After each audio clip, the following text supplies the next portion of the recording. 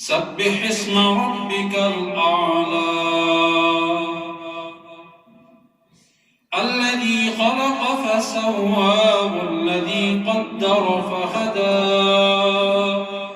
والذي أخرج المرعى فجعله غثاء أحوى سنقرئك فلا تنسى إلا ما شاء الله إنه يعلم الجهر وما يخفى ونيسرك لليسرى فذكر إن نفعت الذكرى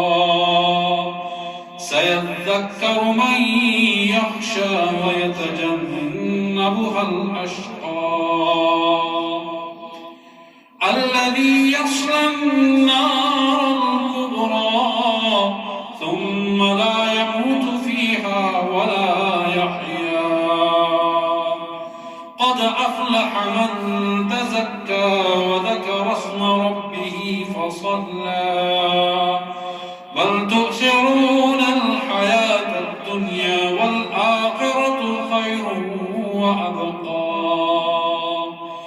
إن هذا لفي الصحف الأولى